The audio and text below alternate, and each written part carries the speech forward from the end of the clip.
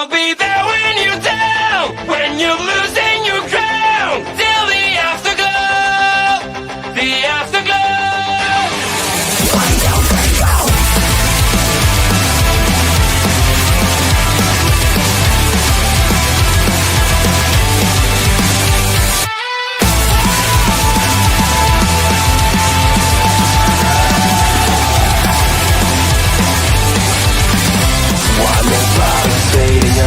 You look so great when you gotta shine. One more part of you is gone now, as you keep smiling at the crowd. Pressure is your best enemy. Spotlights show what I wanna see. Sometimes it feels like you're under attack. You just can't break free. I'll be there when you're down, when you're losing your crown, till the afterglow, the afterglow. I'll be there when you fall, when you're losing it all.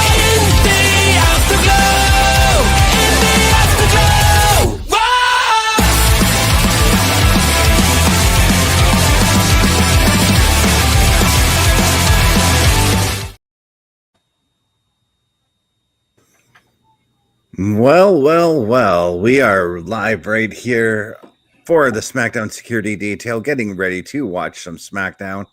My name is Chris Best. He is neither OMD or Chris Parrish, but he is Bubba Duke. Joining me for tonight, OMD and Parrish are still going to make their run in a little later on. Bubba, how are you doing today? I'm super pumped to be here with you, man. This is actually my first time on this show since you guys started, and I'm excited to be watching some SmackDown tonight. I usually don't get a chance to do this because I usually have my kid. And I mean, priorities. And I think we've been trying to convince you to do it because SmackDown has been on fire all year long. So, right. And you guys constantly are pumping SmackDown, and I'm glad to be here. Thanks for letting again. This is what, twice this week I've kind of invaded the show that you do. Yeah, that's all good. And there's one more still to come. No, I will be busy tomorrow. But I'm glad to be here. I'm talking about January 1st. Oh, yeah, I forgot about that one. Yeah, I'm going to be invading that one, too. So Chelsea Green won the U.S. Women's title. Yep, and I'm so happy she did it. Parrish and I called this to a T that she was going to be the one to do it. You did. Just so everybody knows, we're just kind of watching the recap of what happened at Saturday night's main event. That was a beautiful big wing eagle title. Holy cow. Yeah, and I'm actually glad that Hunter said one night only for that belt, and I'm kind of glad it really hasn't been one night only with that belt, because we've seen KO parading everywhere with that championship. He has been everywhere with that title. It's nice to see it.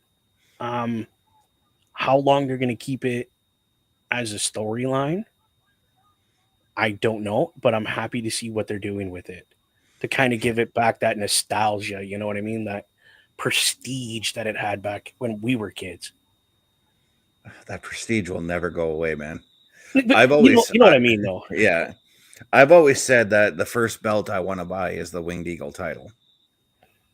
So watch Cody's hand farthest from us. Right there.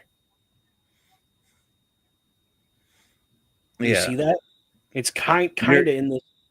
You're a little bit ahead of me there. Sorry, I forgot. But it's got that little bit of a,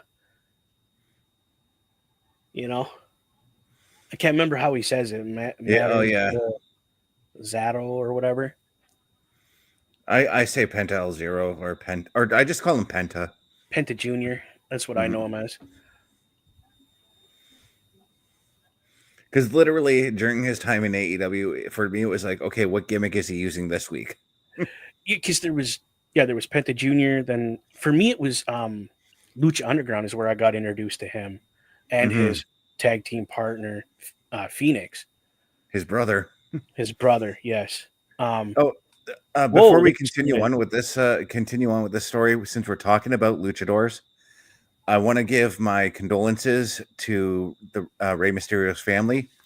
Earlier today, Rey Mysterio Sr., his uncle, passed away. Uh, I heard I was. I'll be honest. I was hoping it wouldn't come up, but I knew it was going to. Mhm. Um, I mean, I knew it was going to. you can't deny Rey Mysterio Senior and the legacy he left behind for the Mexican wrestling community. Um, Rey Mysterio Senior, I will admit, is one of the biggest reasons this guy wrestled with a lucha mask. Because I wanted to carry on his legacy as a luchador and the luchador legacy. Period. You know who actually got me into luchador wrestling? We for again, I probably mentioned this in the past, but for those who don't know, in the States, here in the Sioux during the '90s, we actually had luchador. We actually had lucha libre wrestling on TV Mm-hmm. on Saturday afternoons on Channel 40 TLN. Yep. Yep. I used to watch it all the time, bro.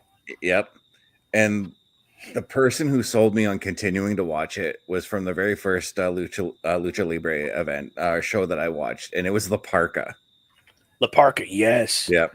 Yes. That The original La Parca, I should say, because the the yeah, the chair swinging freak. I fucking that he used to come to the ring with a little midget dude, and I loved both of it was them. dressed up like him. Yeah, Yeah. That was mini I La can't Parca. remember. Yeah, yeah, That's what I that's what called I him. called him, but I think they called him something else. There's a Mexican name for Mhm. little person. I can't remember what it is right now, but that's what they would say, little Parka.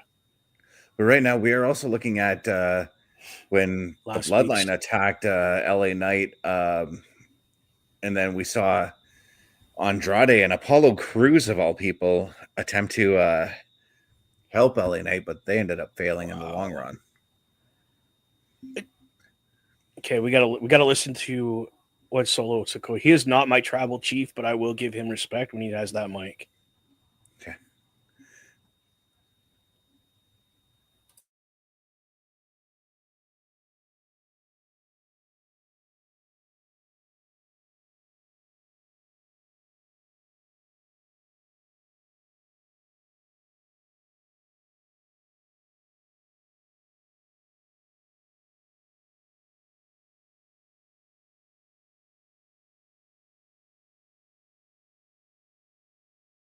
That's right, fans. Solo sucks. Solo sucks.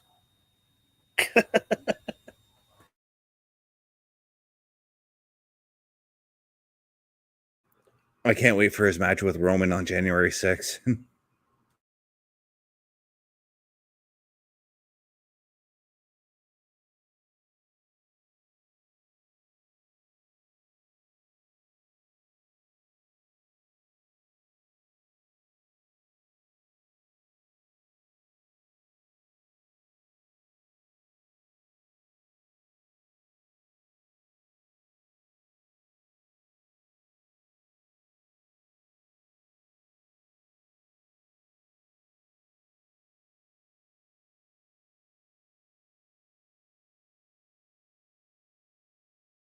Boo. Boo.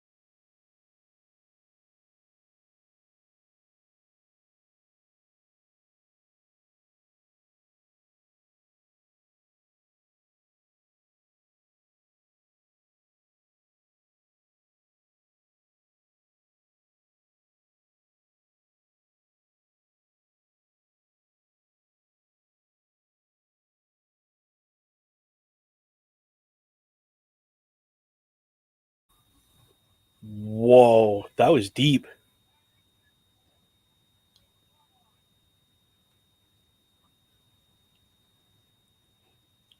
That's an interesting person to be coming out.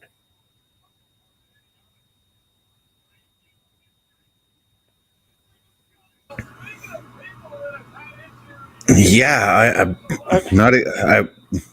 I mean, I understand it because like he's been taking out everybody who's been associated with Roman Reigns, as he said so on Monday, essentially. So that's kind of where I was going to go with this. Now, is this where he says, "You need me, I'm here, I will acknowledge you for this moment only"? Yeah, and this kind of is, thing, right?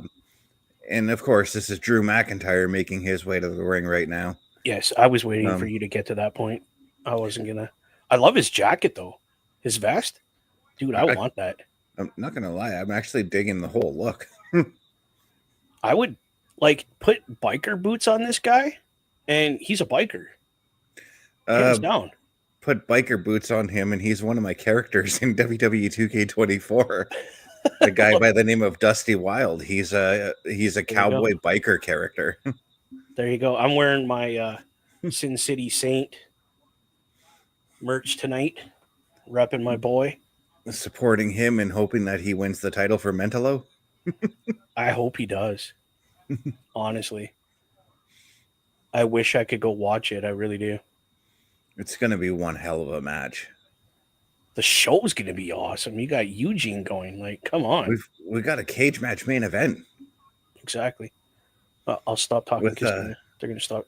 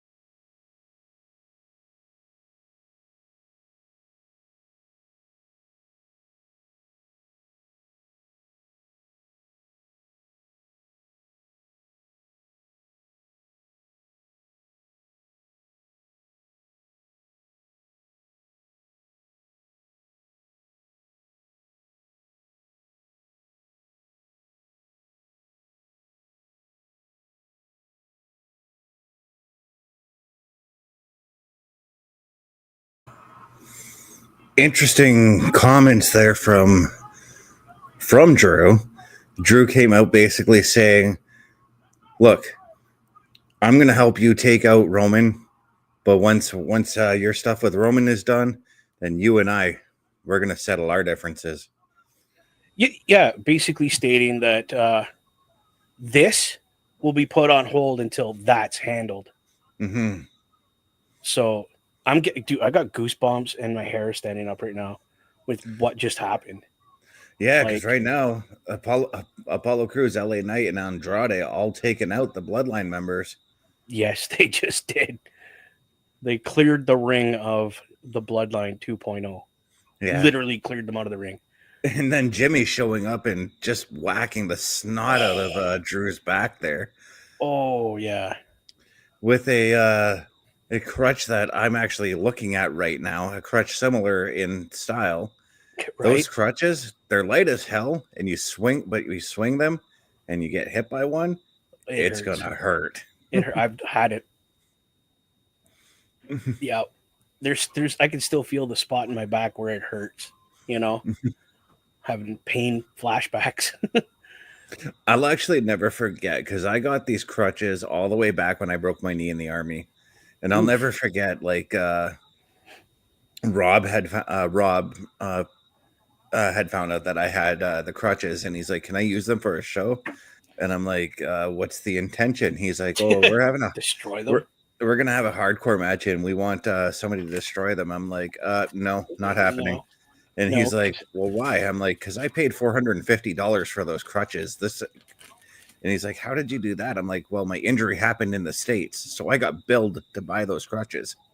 Yep. So no, it's not happening. Those crutches are with me, and they're with me for life. Anytime I get hurt, I am not buying crutches from hospitals ever again. Yeah, no. Just no. I still have the wooden pair when I blew my knee apart. They're out in the shed. They're out in the garage right now, sorry.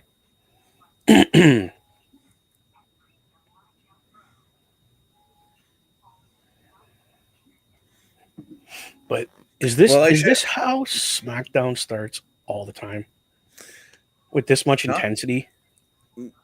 Yeah, because it sets the pace for the rest of the night, but usually it doesn't follow up with a match, because coming up next is 6-man tag team action with the Bloodline taking on LA Knight, Apollo Crews, and Andrade.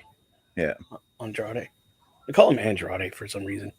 Dude, no word of a lie. When I was first learning about him, there were parts of me that wanted to call him Andrea. Andrea. Say that to his face. I dare you. He'd probably have a laugh, actually. Well, he'd probably laugh at you. Yeah. Yeah. He seems like that kind of guy. Like, he's got a good sense of humor. I mean, he's got to have a good sense of humor. Look who he's married to. Yeah, and let's face it, his father-in-law, pretty fucking sharp, so. That dude can outsmoke a lot of people I know. Not Willie, not Snoop, because Willie smoked Snoop under the table one time. Did you ever hear about the time Willie got Toby Keith to smoke? Yeah, dude. There's a song about it now. He'll never smoke pot with Willie again. Yeah. Well, he sadly never actually will. Oh. Rest in peace, Toby. Yeah, thank you for all the great songs, man. Like, for real. Yeah. Dude, a lot of his songs got me through a lot of shit over the years. Yeah. I have a country playlist on my Spotify, and I've actually been listening to it a lot lately. And just anytime Toby Keith comes up, it's like, yeah, I got to party a little bit. You want to grab a red Solo cup, and even if you fill it with water, just be like, yeah. Oh, look who's coming in. Look Run at in, that. Parrish. What's up, brother? Not too much. How are you? Yeah. Happy to be here, man. Yeah. That's good. OMD, you look different. Forgot to shave. Look a little wiser, smarter. Oh, geez. Listen to you buttering the bread. What? I appreciate it. Thank you. Oh, that's Bubba. My bad. I love you too, Parrish. We're back from commercial. Yes, we are. Paulo just looking Intense. Holy.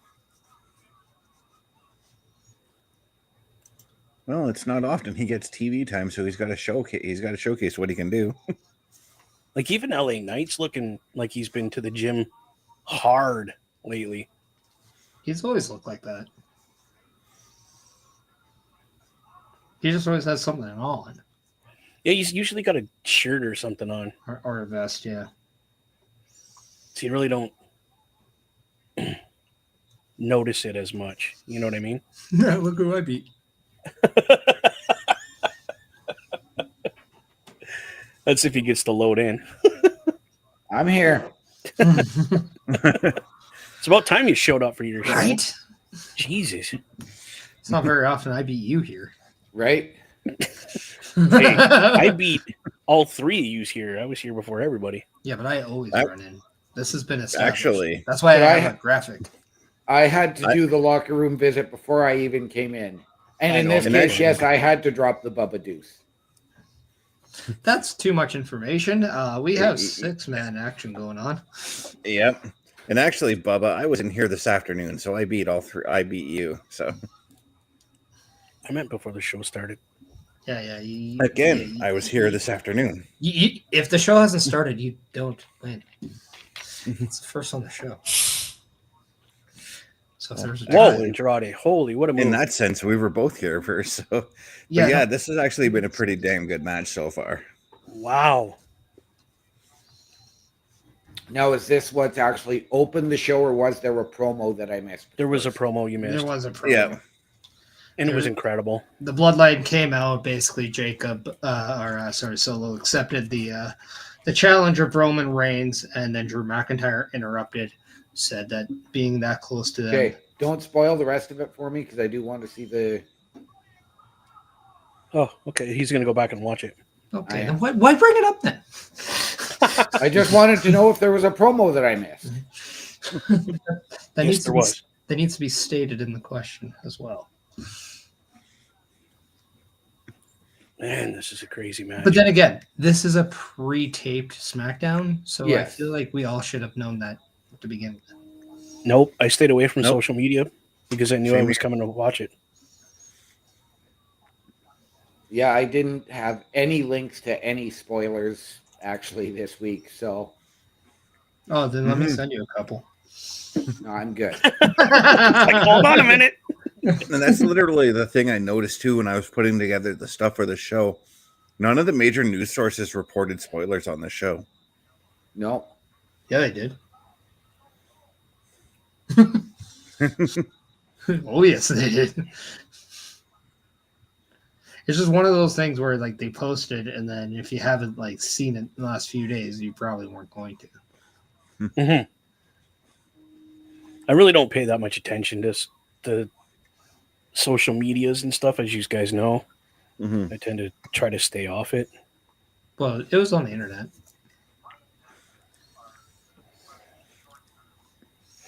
Dude, I've been so addicted with Among Us, I don't have time for the internet. No, that's true. That is very Well, true. what are you playing Among Us on? So don't sit there and say you The don't Xbox. have time. But what's the Xbox connected to play Among Us? A TV. Yeah, TV.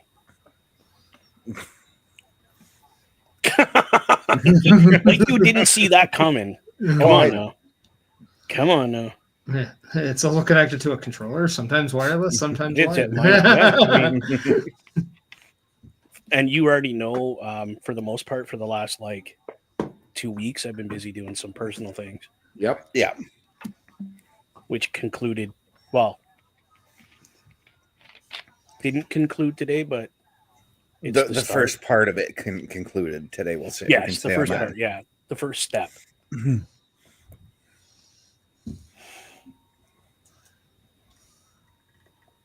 This is supposed to be a really scary movie. It's funny because I have a Desjardins commercial on, and I'm like, Oh, do you? yeah, going to the bank can be very scary. Yes, it can. I have Sarah Nurse on my screen, so Oh, I gotta. I guess she can be scary. It's okay, Bubba. I have the same commercial as you do. Trust me, her brother sometimes playing in his own zone, pretty scary. Yeah. So what movie do you have on your did you have on your screen, Bubba? Well, I missed the It name. was for Nosferatu. Oh, the Nosferatu. It's like a new remake. vampire movie. It's a remake, actually.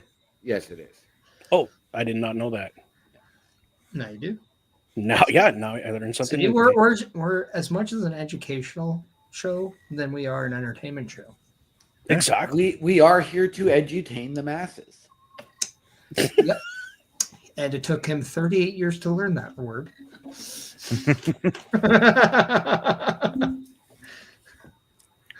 Oh my god. It just sounds so funny with the old fart in the room saying shit like that.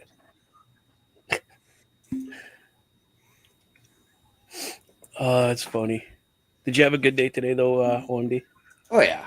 That's good, man. That's good. Yeah, first thing we did was I had to literally get to work, and then at 9:30 I had to leave work to come and help the guys deliver the bed here for my kid. Oh, nice.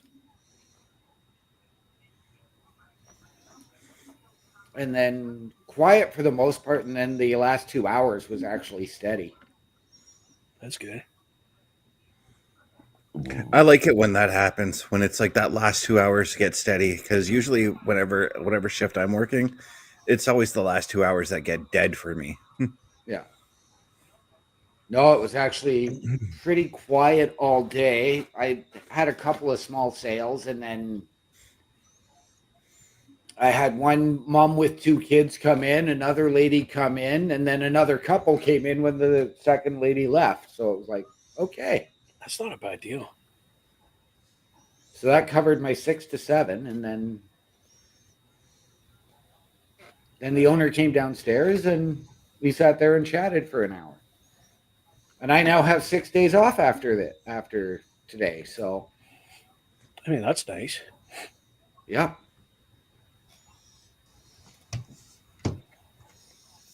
Wow. Oh. Sorry, that hurt. I was going to say something to OMD for a second there. Anywho. And you lost your train of thought, didn't you? Yeah, because Jacob Fatu's in the ring killing Apollo Crews right now. No, he's not. Nope. As I told Bubba, I'm behind. Good job. Wow, the pace just picked up.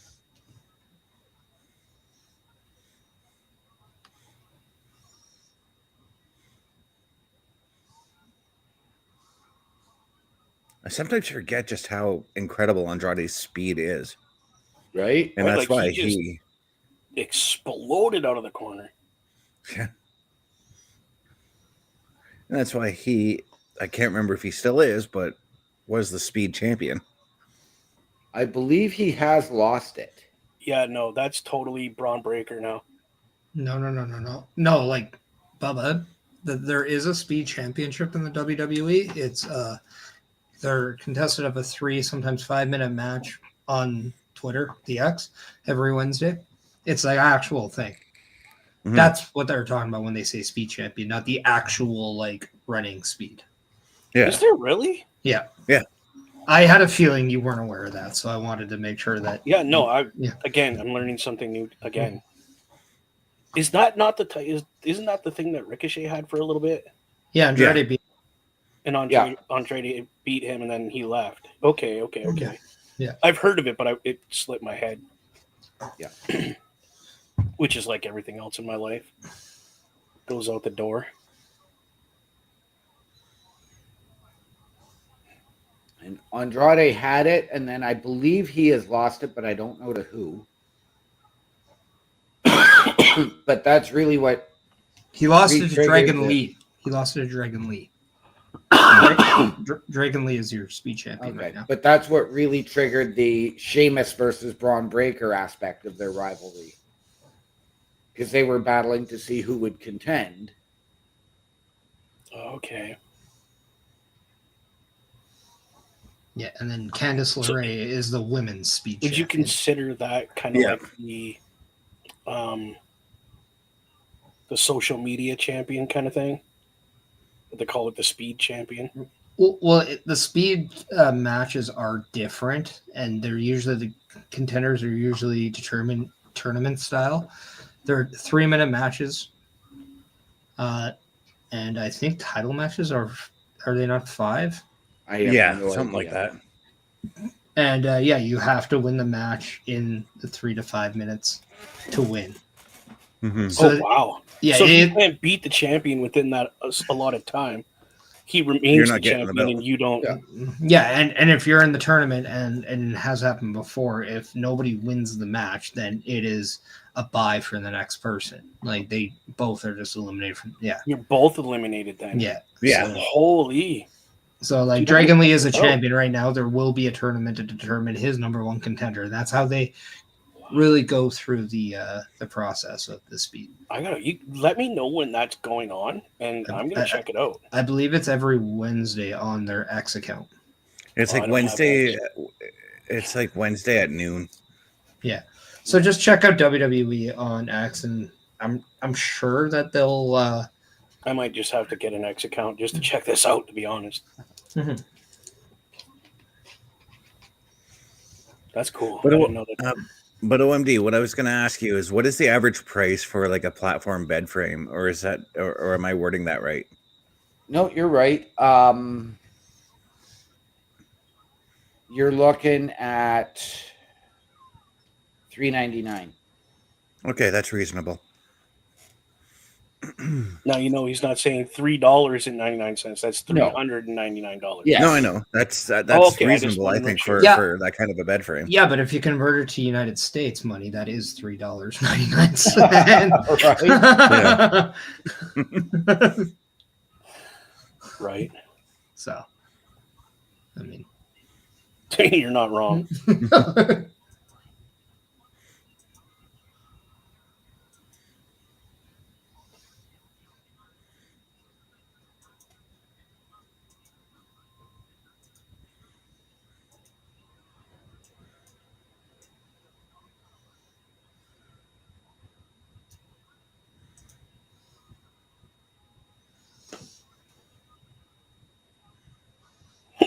Oh, that fucking hurt. Ouch. And you said you offer layaway plans anyways there, right? Yep. Well, yeah, it's a bed. What else are you going to do?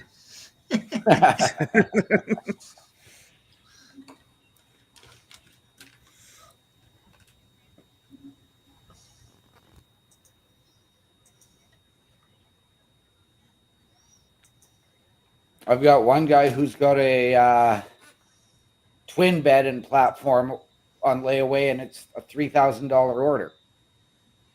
Holy.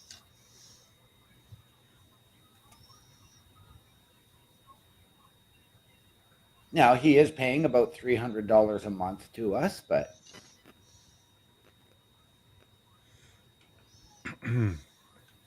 Yeah, I definitely wouldn't be able to swing $300 a month. So.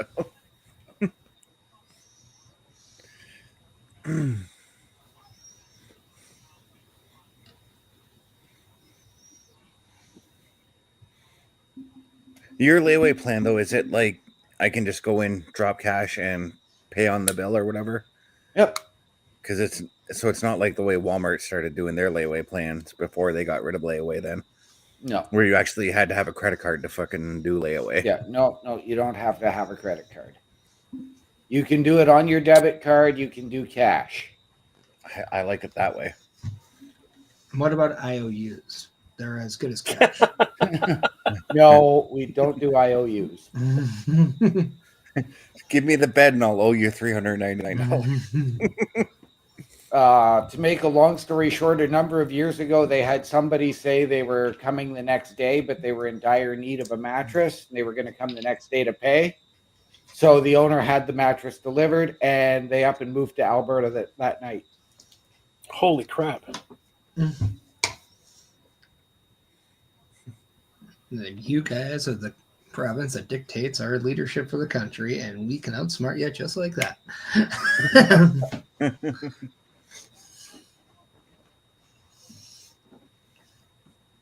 Wow. Like these guys are running buckshot on the Bloodline 2.0, but they're holding their own pretty good. Yeah, there's a lot of aggression right now in LA Knight that I'm seeing. Yeah. All three of those guys. Oh, that was so close. Holy shit, what was that?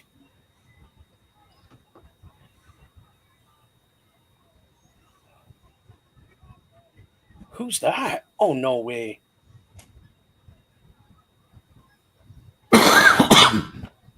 Oh, we had a character change. Okay. That is Shinsuke Nakamura, Yes.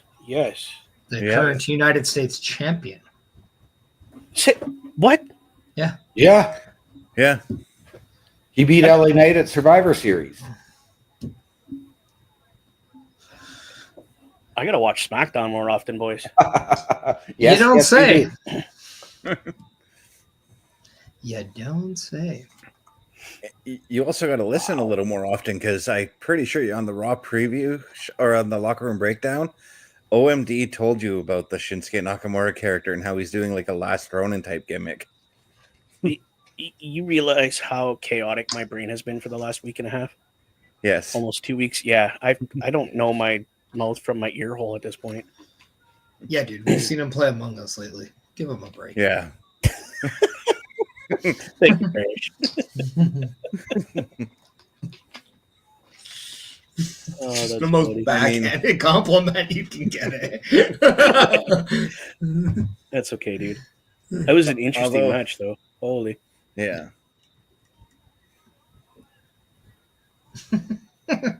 I love how Andrade's like, bro, come on, I'm already here. Huh.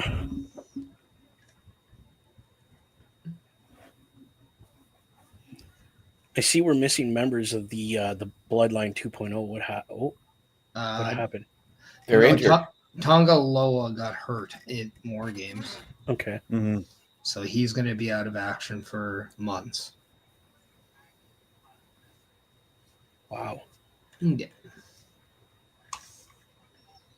Now it's time to raise your fist.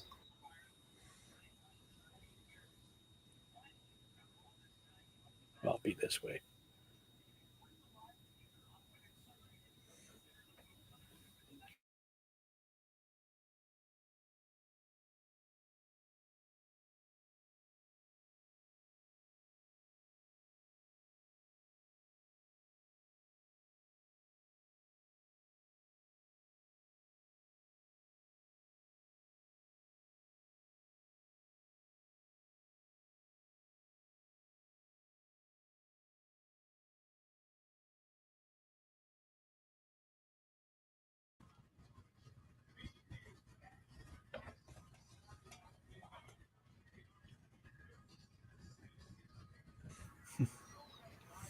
Just looking at Bubba's face during that promo, he's like, you had that like I don't believe what I'm seeing, even though my friends have told me that they're there. 100%, dude. 100%. I'm still in shock that one of my favorite tag teams next to Beer Money is in WWE. Yeah. And actually competing. Course, yeah, we're going to be seeing Alex Shelley compete later on against Johnny Gargano. Yep. And this is the first ever one-on-one match for Alex Shelley on SmackDown, so you're seeing a first. Yes. Nice. Mm-hmm. Glad I tuned in.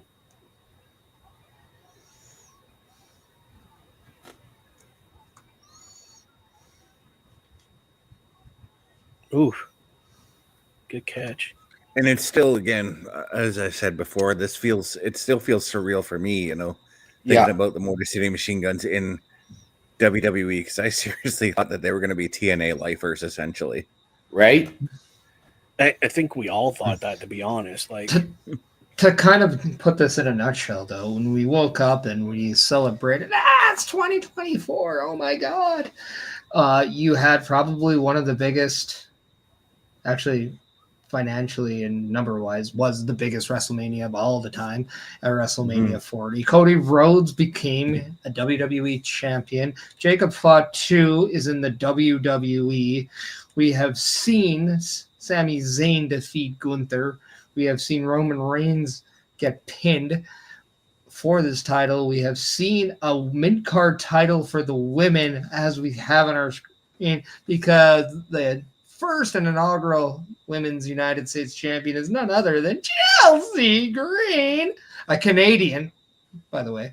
And now we have the Motor City Machine Guns in the WWE. We are believed to get Penta in WWE. We have a Women's Intercontinental Championship coming. And that's just the tip of the iceberg, because SummerSlam's about to be 2 nights. Right. Raw's going to Netflix. Saturday night's main event is back. Well, we only have one more of them. We don't know how many times they're going to be back. But, yeah. Oh, excuse me.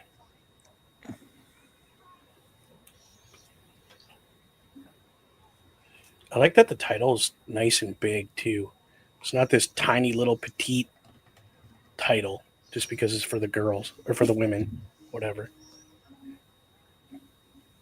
I believe they're the same size as the men's. Oh, yeah?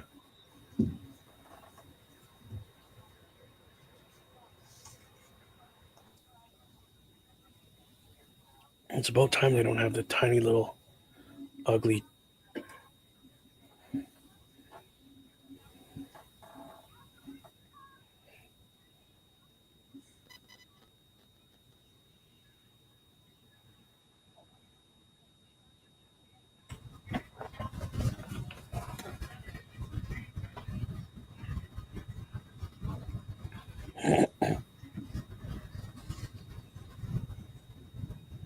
There was a meme put out already.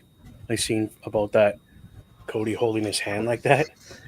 When the guy in the front row says Stardust is better, it looks like he's flipping him off. That was KO that told him that. It was a meme. I seen it on a meme.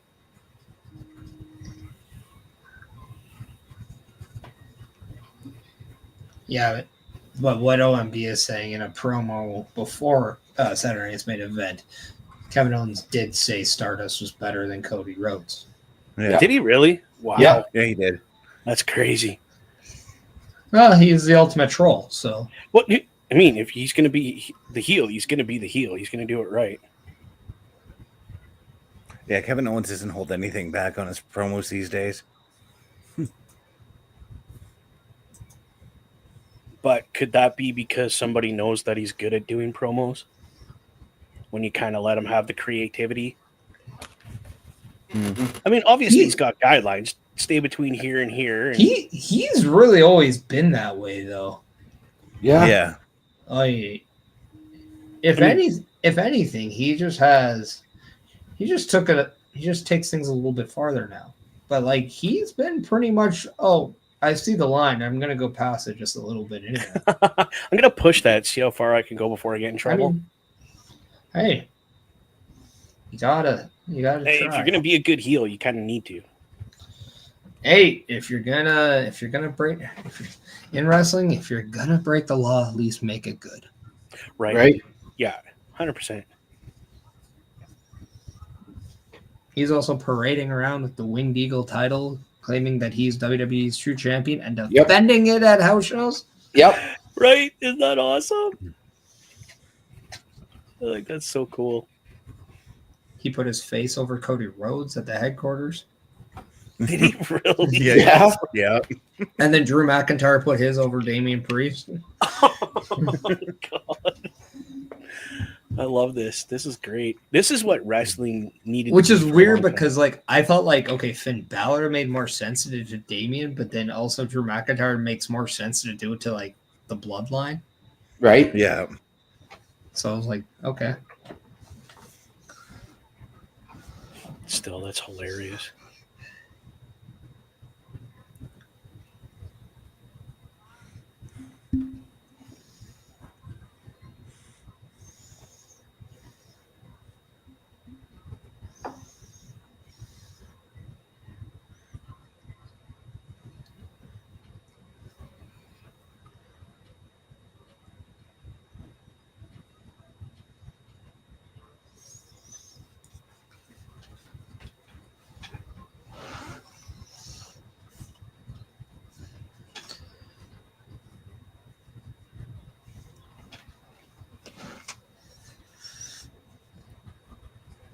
So as we near closer and closer to the 2025 with Raw on Netflix, with SmackDown going to be on YouTube moving forward too. A lot of people are not really talking as much about that, but with the trade window, we have seen Logan Paul be announced as a member of the Raw roster already.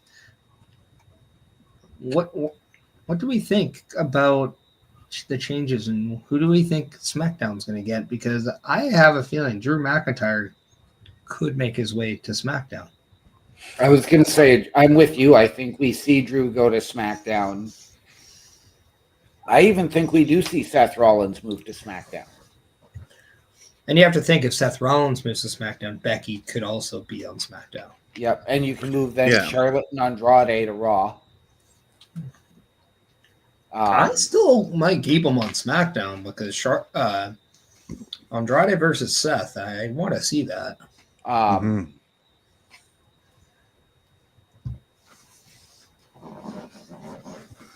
I think you see the OG Bloodline move to Raw. Will there be an OG Bloodline after? Because let's not forget, yeah, they may try to pick whole stables, but you can also pick individual members from those stables to move too. Right. I think what it'll be is going to be the OG Bloodline moves to Raw, but they're still going to do their own individual things.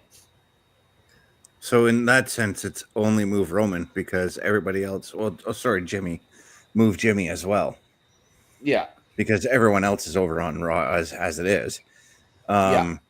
But Parrish, I want to correct you because you said going forward, starting in January, SmackDown's going to be on YouTube. It's only January 3rd. Yeah. Actually, it gets put on YouTube after. Yeah, in highlights. So yeah, still on. Not the whole show. So if you're going to say something, you got to always make sure that you're technically not wrong. I never said it's going to be on YouTube Live. The reason I see McIntyre going to SmackDown because of the promo they just had. Yeah. Totally because of that.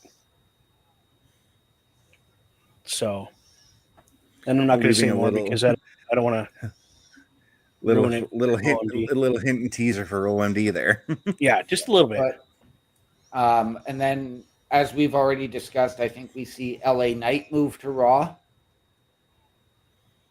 Oh, dude, I would love to see him take the Intercontinental title. And I'm going to be very honest. I think we see Cody and Gunther flip. I don't think we see Gunther move at all now. Because of what happened at the press conference with Logan Paul challenging Gunther and Gunther coming out saying anytime, any place. To be fair, that could only be a one-time match, though. Yeah. And they say, hey, we might do this match on January 6th, on the next Saturday night's main event. And then after that match, they go their own ways. Yeah. And I think we're going to see because we also now know we are getting Liv and Rhea on January 6th. We don't know when we're going to get Damian versus Finn. I think that both of those matches are going to have implications in a loser leaving the brand. Well, I don't think the loser leaves. I think maybe the winner, because as of right now, remember, if you're on a brand right now, you're on a brand. Yeah. And we're on a transfer trade window, right? Yeah. Logan Paul is on Raw. That means somebody has to be going to SmackDown. Yeah. Or else, Nick Aldis, what are you doing? That's a horrible trade, trading somebody for nobody. So that's kind of how I'm looking at it right now. Like, nobody loses or leaves a brand. They get moved from one brand. This is not a draft. No, it's not a draft. But I think if you're going to do that, I think you're going to see... This is where I think you see the call-ups from NXT. I kind of want to see like who got traded for who. Like, I wish that we could see that on WWE's website, or at least on their socials, I say just have like a show where that's the case. like a trade deadline show, right? Just like something where you're like, and maybe it's the day or two before January 6th, but yeah, they're like, oh, okay, we're going to go live on our YouTube or whatever account or whatever. And, we're going to find out all the movement. This is the last day of all movement. So to find out your finalized rosters, make sure you're checking it out.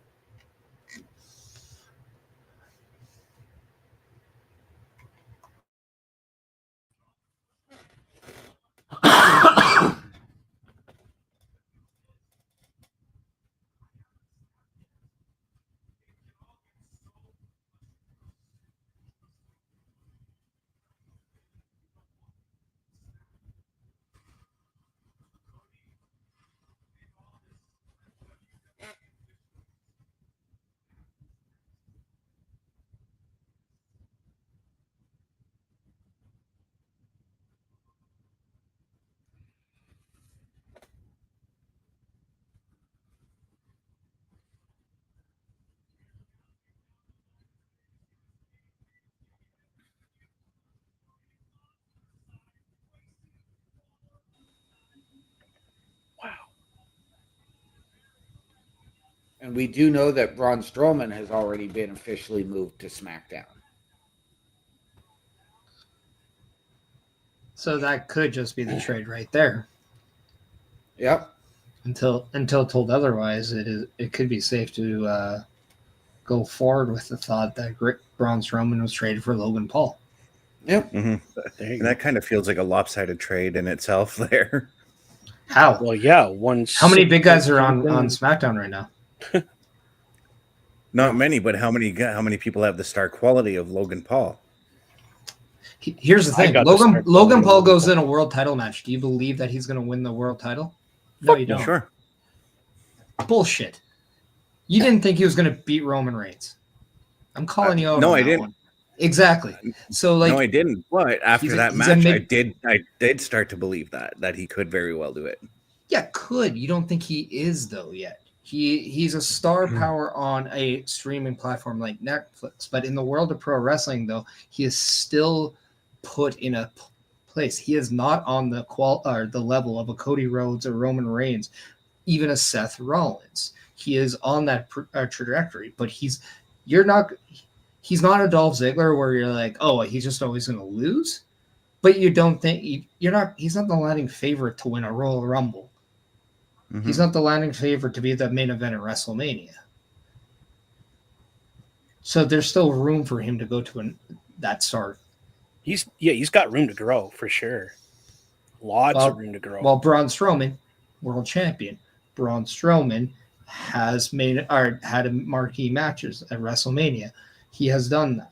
So when it comes down to it, I don't think it's a lopsided. That's a personal opinion, 100%.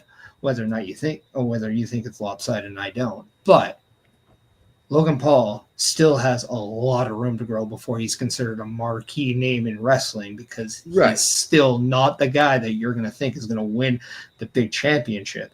Because if he is, he'd already be there by now. Yeah. Oh, hell yeah. But you know what? Right. I don't believe that Braun Strowman's going to win a world title anytime soon. And No. I think in terms of athletic prowess and in-ring ability, I give that to Logan Paul over Braun Strowman any day of the week. If Logan Paul and Braun Strowman were in a match, who do we think comes out on top? I'm taking Logan Paul. Can you actually see Logan Paul pin Braun Strowman? Yes. Can you really? Based on what? What big guys have Logan Paul beat? Think of the shenanigans Logan Paul would pull off in that match to win. And look at the power and brutality Braun Strowman has done with guys like Bronson Reed, Goldberg, Roman Reigns, all that in the past. We're just going to discount what Braun Strowman's done because we are on the Logan Paul train? No, we're I'm not discounting gonna anything. No, Kind of sounds but, that way I mean, when you say Braun Strowman lopsided. to me, I mean, you guys know where I stand on Braun Strowman is I can run around a ring and knock people down. Sure, again, but that's also that, like I'm saying, that's a personal opinion on whether or not we like the guy or not. I am not the world's biggest Braun Strowman follower as well, but at the same time, what Braun Strowman brings to the table is something not a lot of people can as well. That's a niche, just like what Logan Paul brings is a niche. There's a lot of people that can't stand watching Logan Paul work. No. And I'm going to admit, like, when he first signed on and he was like, okay, yes, I'm coming, I was like, great, just what we need, another celebrity at WrestleMania. I was tired of those matches.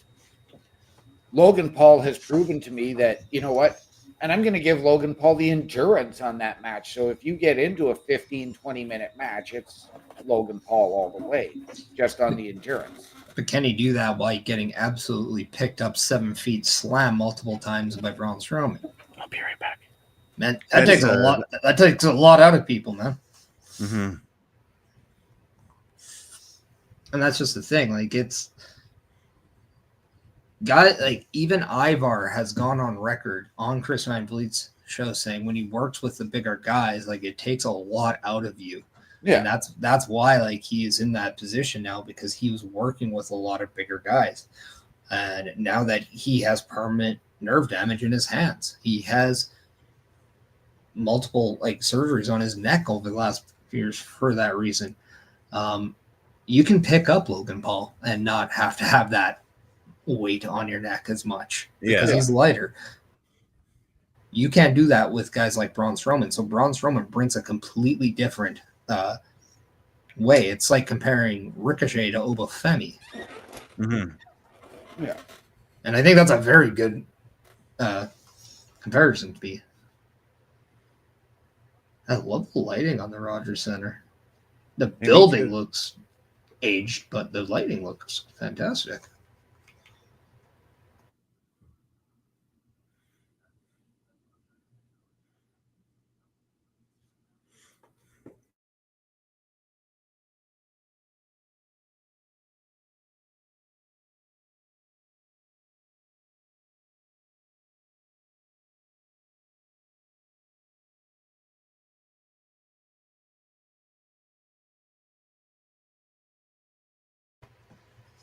Best line ever.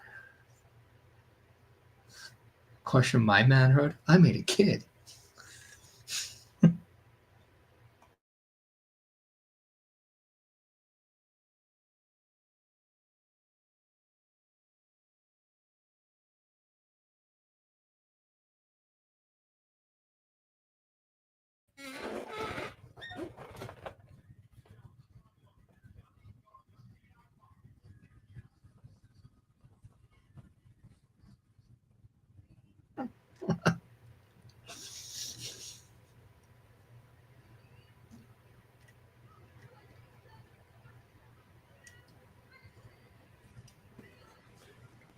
So just to be clear, Tommaso Ciampa is not going to move, nor is he going to move a muscle. Trust him. And I love how he was holding the tag title like he would the NXT title back in the day. Yep. Like it's new Goldie. Yep.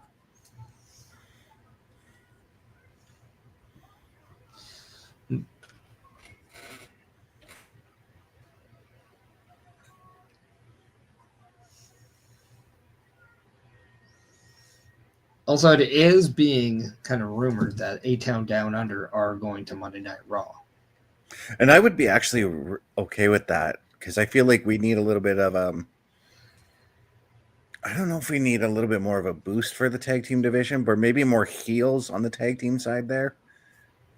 I think we just need a fresh start for the it's easy for teams like A-Town Down Under and Pretty Deadly right now to get lost in the shuffle with the tag heavy side of SmackDown.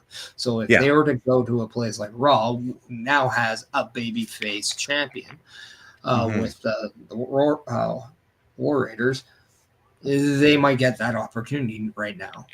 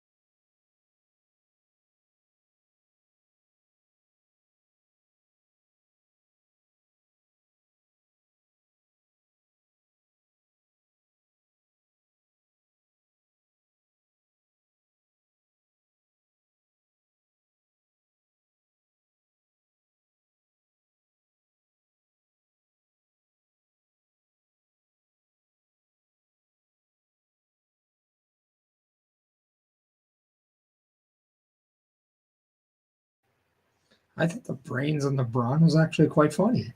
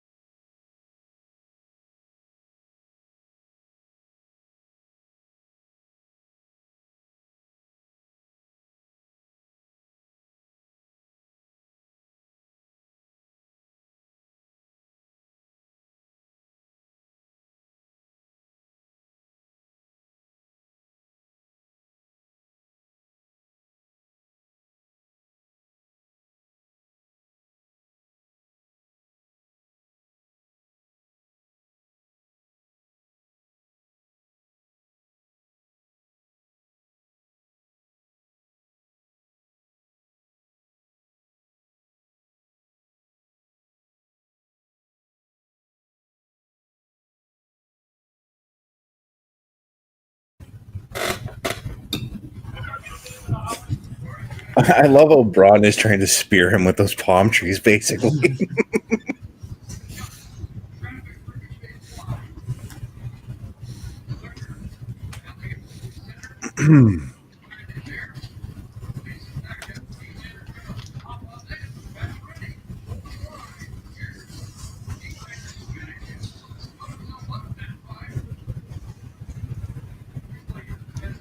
What I'm curious on is who is all going to be on SmackDown that could go up against Braun Strowman. That is why I think maybe Gunther on a SmackDown isn't the worst idea, because Right. Braun and Gunther could be something to watch.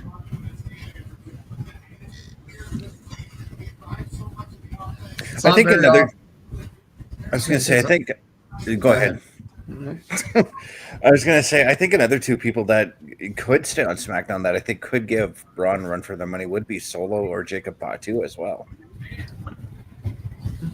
Jacob Fatu, yeah. I think right now this is a time you want Solo. You want to see if you can push Solo. Mm-hmm. Like, he's getting that big match on January 6th versus Roman. That's going to be a match that hopefully puts him into that next level. Yeah.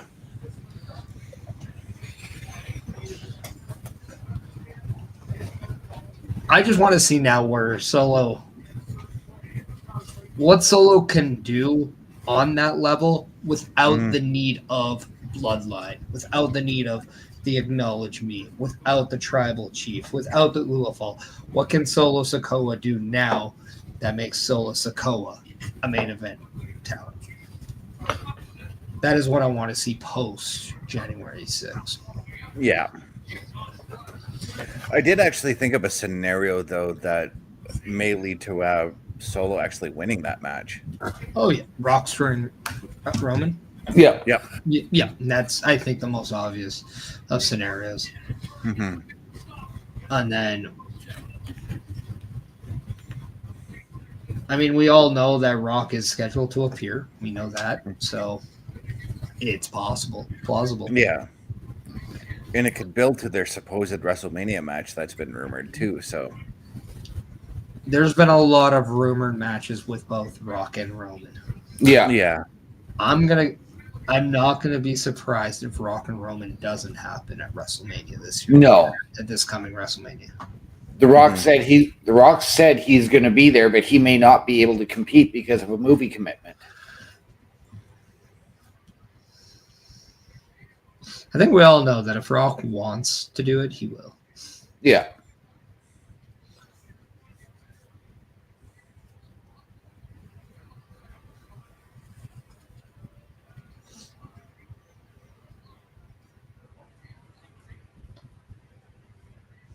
But one thing that could lead to Solo losing, Jacob Fatu costing Solo Sikoa.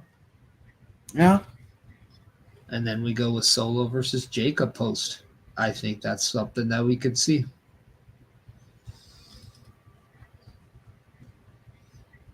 I hate you, Solo. But I thought of another scenario too, based off of what happened in the promo earlier tonight, and I'm not going to spoil that because of OMD wanting to watch the promo later on as well. Earmuffs OMD. There you go. Yeah, so I was thinking with he's got to cover up the earphones.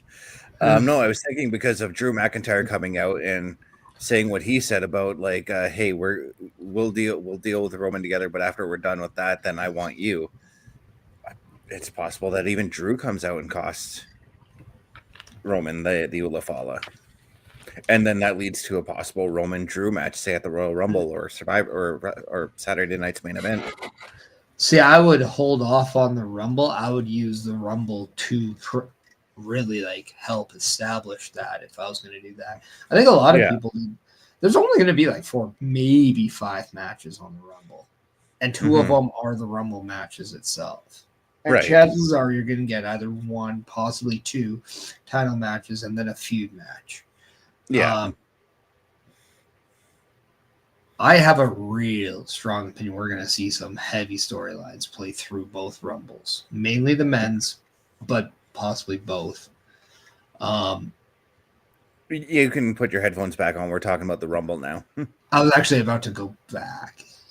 Oh, but yes. We'll talk after. We'll talk after. Yeah. I don't want OMD to not enjoy. Could we also see, though, given we know that Seth is facing CM Punk, but saying he took Roman Reigns out of power already once and doesn't want to see him build back up, could we see Seth interfere? Maybe attack both men. I'm going to say that's going to depend on where Punk and Seth are placed on that card. Right. Punk and Rollins are scheduled to be the main event. Okay. That's right too, because Michael Cole did say in the main event for that show. Yeah.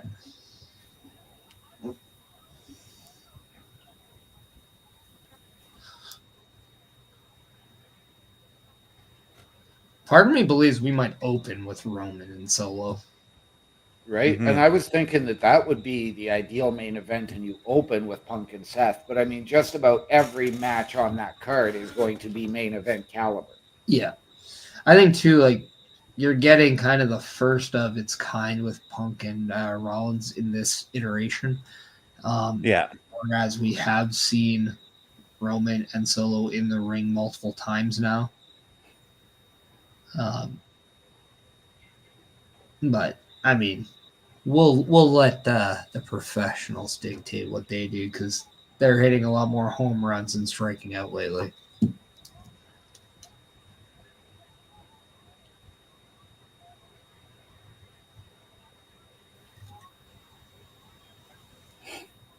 Welcome back, Bubba. But right now, we got Mello and Braun going at it in the ring right now, 1-on-1.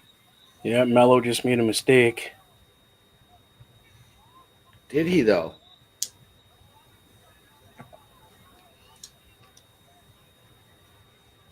I mean, generally speaking, that's a mistake what he did.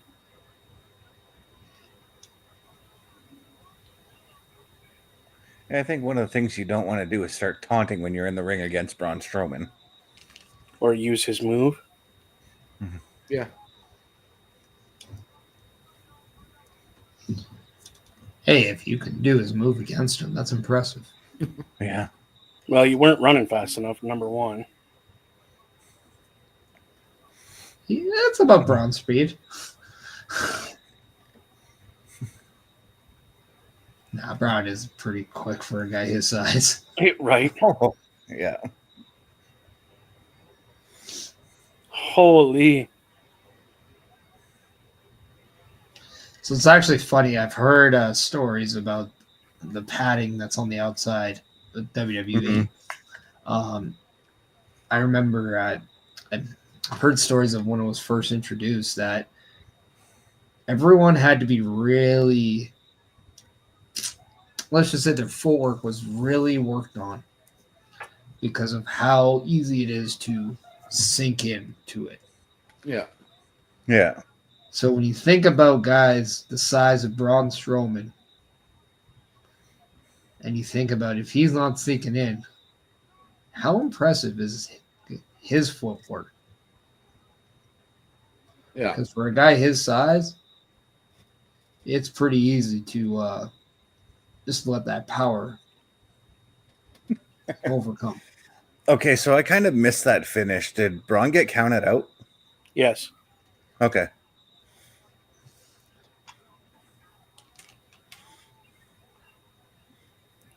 I just looked up and I saw the referee leaving, so I'm like, the hell happened? You know?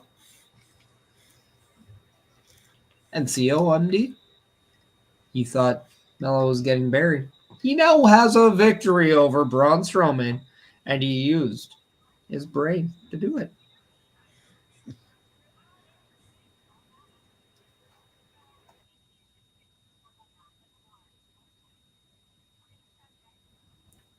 I never said Melo wasn't going to get the win over Braun.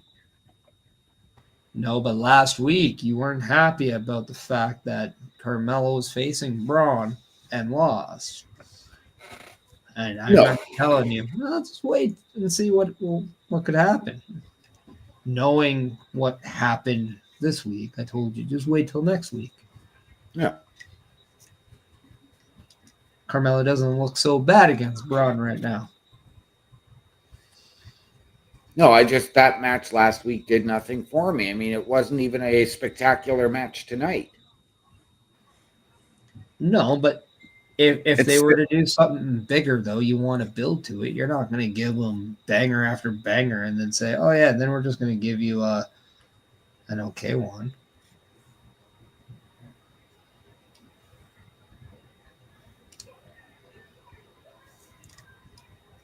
If you can hit a home run in the first and second inning, that's cool. But if you can't hit it in the ninth, you're washed. I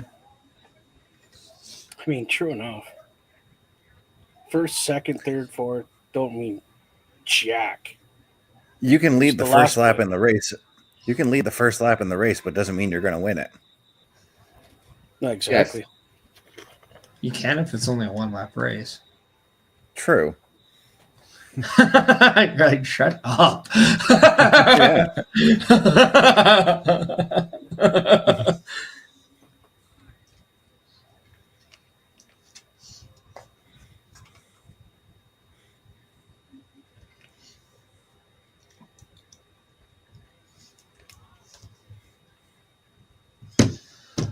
Well, with the commercial going on, I think this could be Yeah, a great it's time, that time.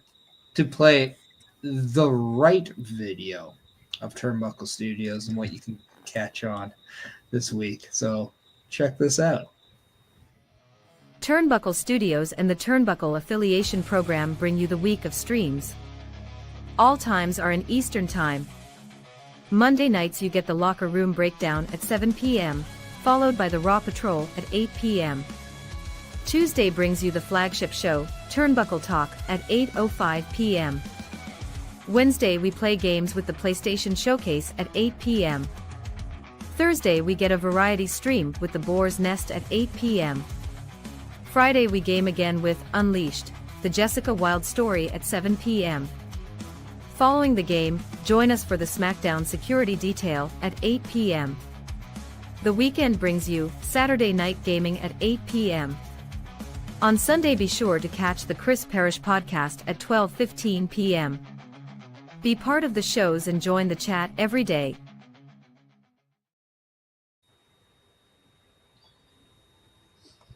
And if you want to go to the link that takes you to the affiliation program. Make sure you go to affiliationprogram.my.canva.site to get your introduction to Turnbuckle Studios, to the Turnbuckle Affiliation Program, to the use of StreamYard, to the use of podcasting and content creation. That is affiliationprogram.my.canva.site.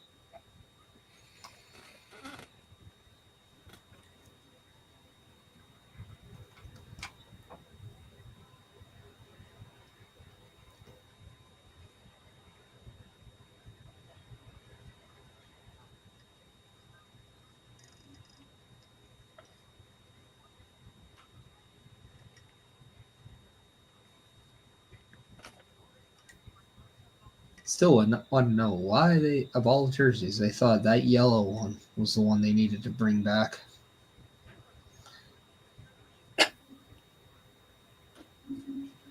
I don't ask. Okay.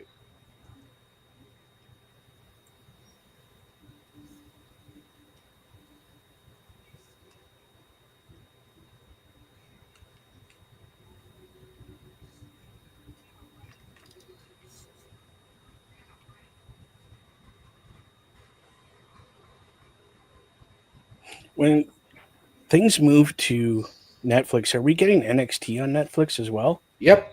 Everything Yes. for the Canadian viewers will be able to be watched through Netflix. In the States, it is not, because NXT and SmackDown have deals, television deals, Yeah. with other broadcasts. Mm-hmm. Okay. But apparently SmackDown will be on demand on Netflix the next day. Yeah.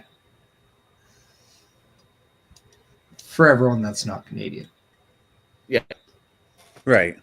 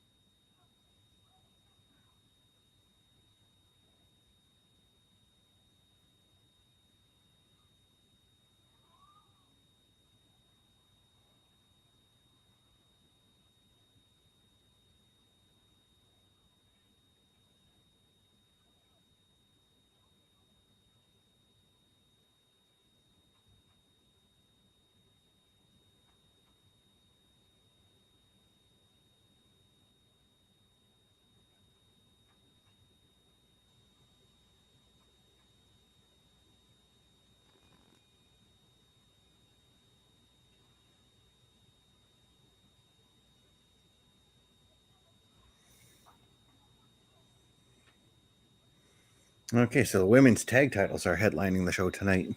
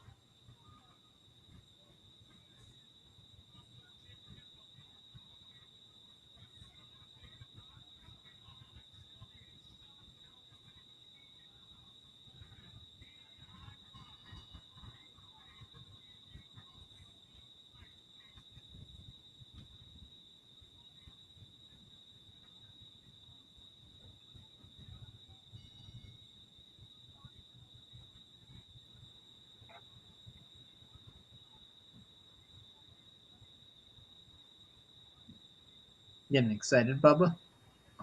Pardon me? So, you excited? Yeah, I'm pretty pumped to see these guys wrestling again. Even if it is just half of the tag team.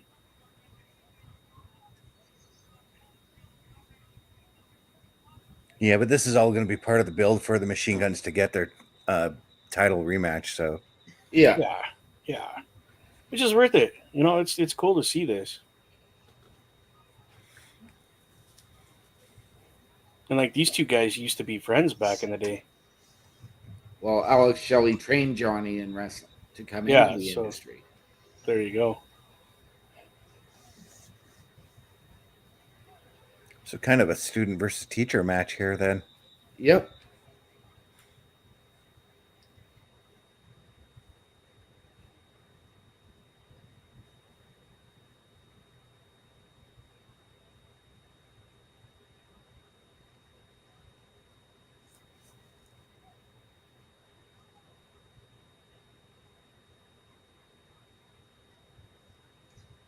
Either way, two great wrestlers in the ring right now. Oh, yeah.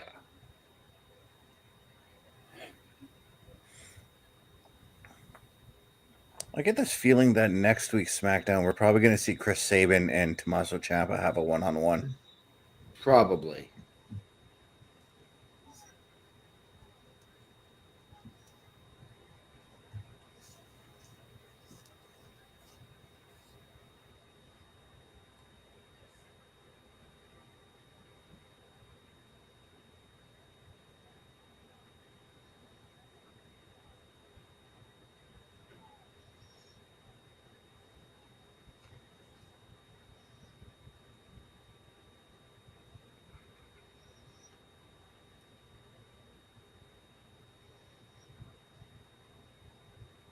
Holy cow.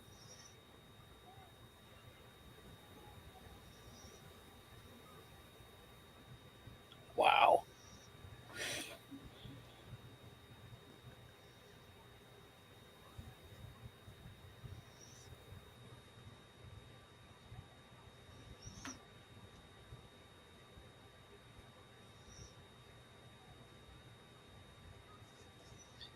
And just to let everybody know, next week's SmackDown is live. So it will be 2024's last live show for the WWE. Yes, it will be.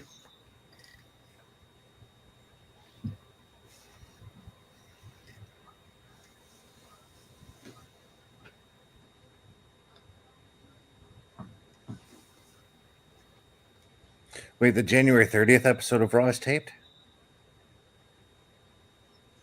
I believe so. Okay. If it is, that makes it easier again for me doing the Raw Patrol. Well, I know next week's is. Yeah, I'm going to actually For sure. I'm actually going to be working on that room once we're done here, so. I'll double check.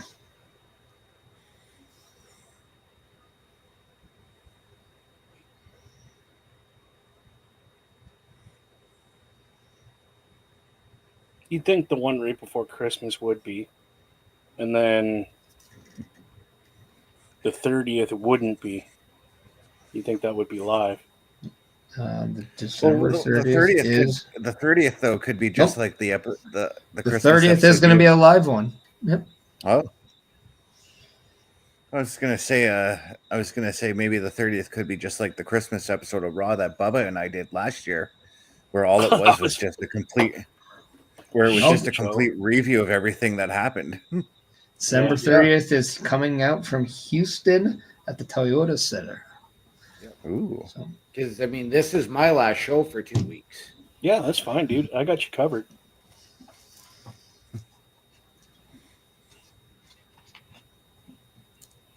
The 27th is the only one I might not be able to make because I might have my child overnight. Right.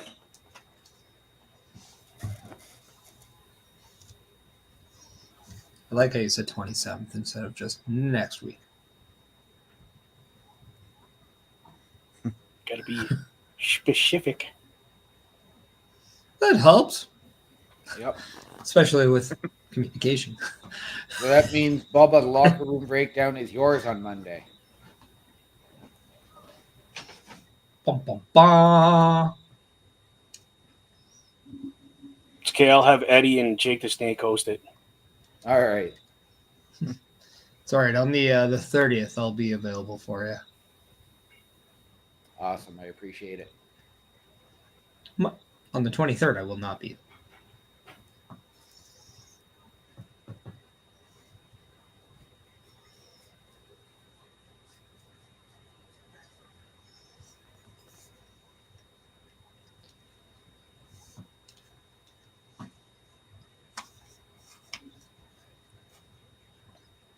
Now, since we have a lot of people here kind of just checking out everything that is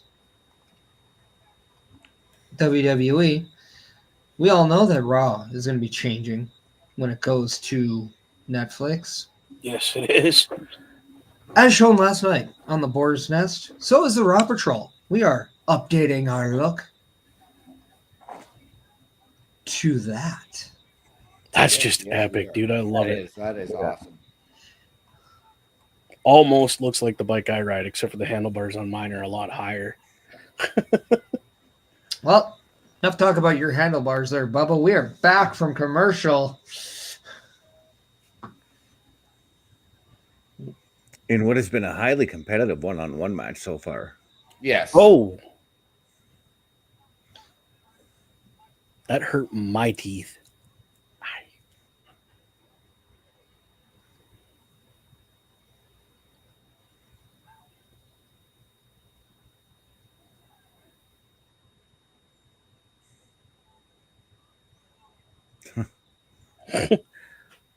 Johnny Wow. Gargano's definitely spitting chiclets after that one. Yep.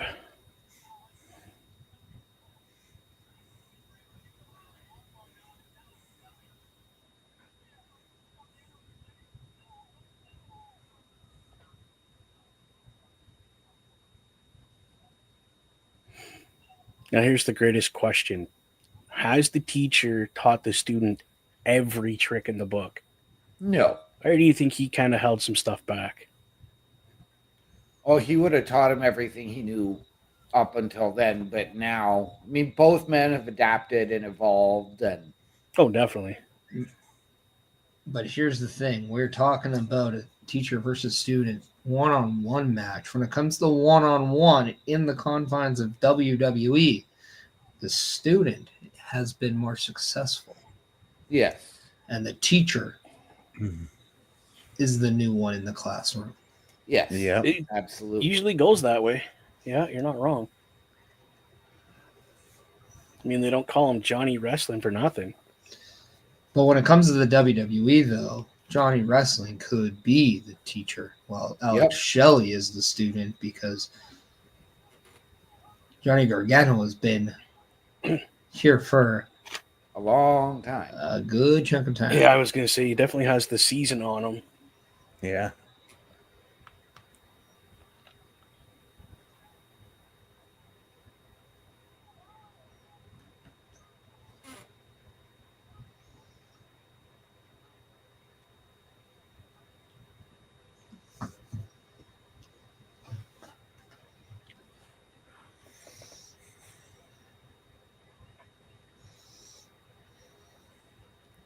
Alex Shelley's got a mouse on his forehead there, bleeding a little bit up top above his right eye. Oh! If it wasn't bleeding a lot, it is now. Holy.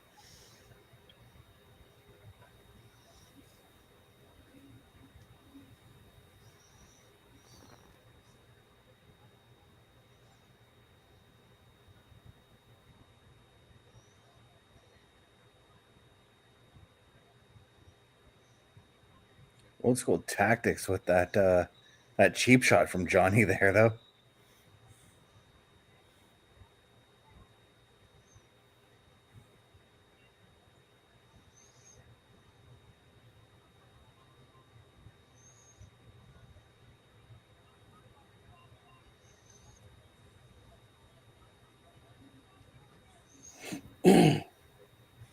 Holy.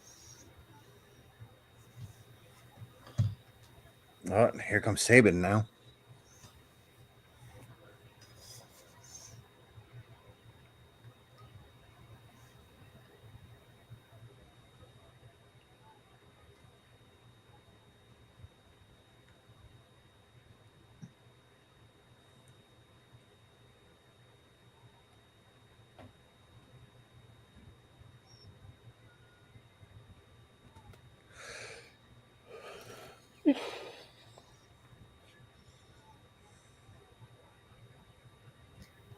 And with that match, not only does the student get ahead of the teacher, what we saw was a little bit of mind games played by Tommaso Ciampa to where Chris Sabin played fool and allowed the distraction for Alex Shelley while Johnny Gargano took advantage for the 1-2-3.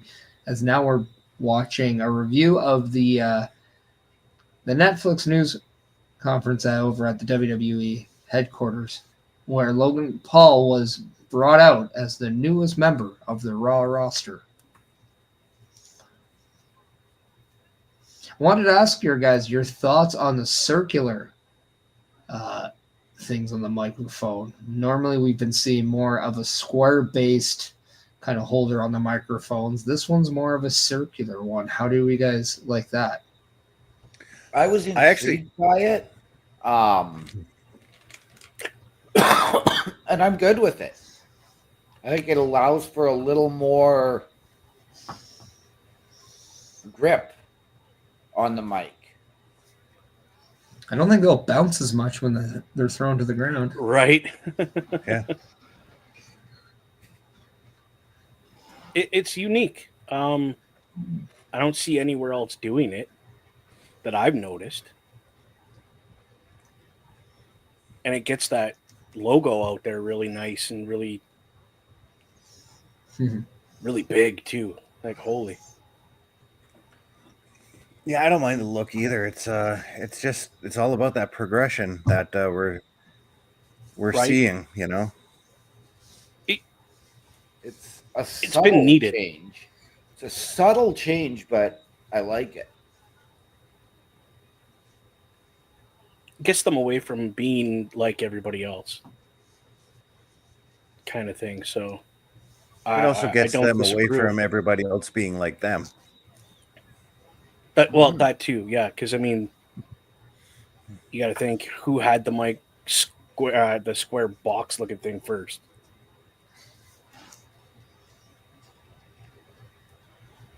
I did.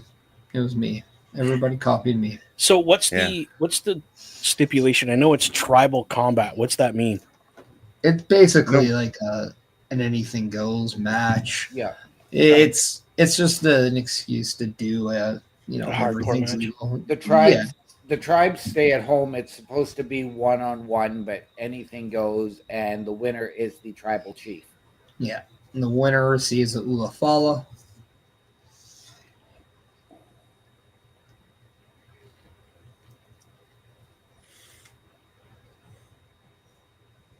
Now I'm noticing the graphics are still similar. So I'm wondering if we see updated ones as we grow closer to January 6th.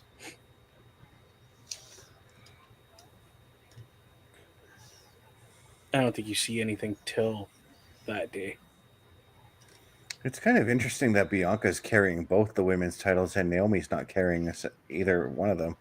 That's because if they win, they would become the tag team champions. Okay. As of right now, Bianca Belair is the holder and Jade Cargill are the holders of the tag title. But if this team wins, they both will become the tag champions. And Naomi will then take the place of Jade Cargill. Yeah, so it's sort of like a battle for, sort of, but not quite like a battle for, what's that word I'm looking for now? It's more of a right for Naomi to hold the title Battle for credibility. if she wins it. Yeah.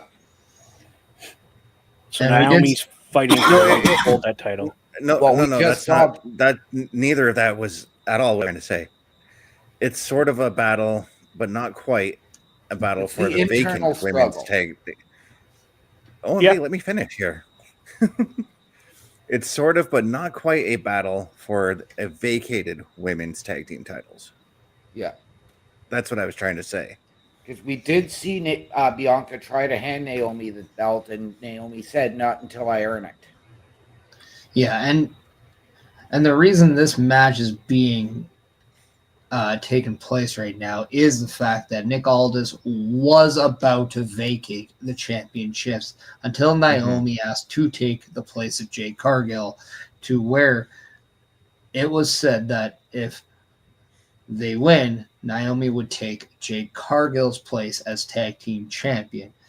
But if they were to lose, then obviously we would have new tag team champions. I mean, either way, we're going to see a new tag team champion or champions. Yes. But, Yep.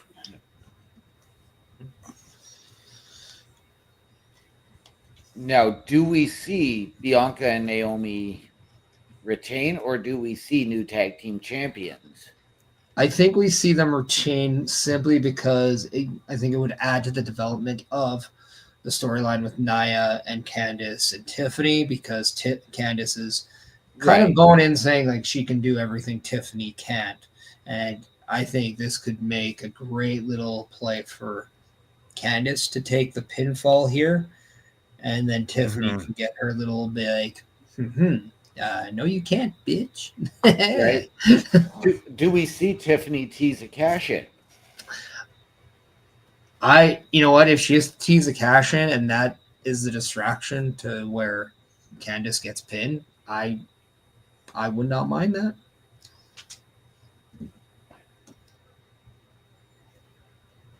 I don't know. What do you guys think?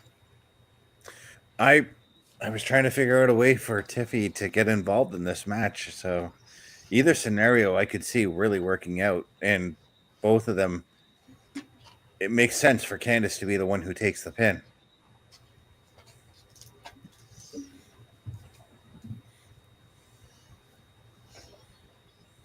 Because with Candice right now, it feels like she's trying to take control of the relationship between the three of those women.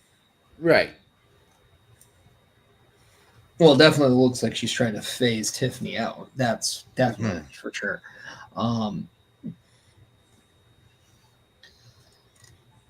yeah, and I do think it's going to come to that point where if we see something of a strong development like that, then unless they make it look accidental, I think we are then growing closer and closer to the date where Tiffany Stratton does cash in. Yeah.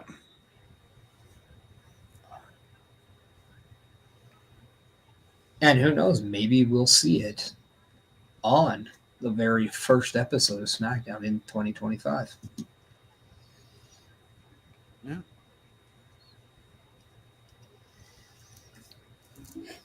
I was going to say, or do we see Tiffany do it and interrupt the Rhea Ripley Liv Morgan match on January 6th?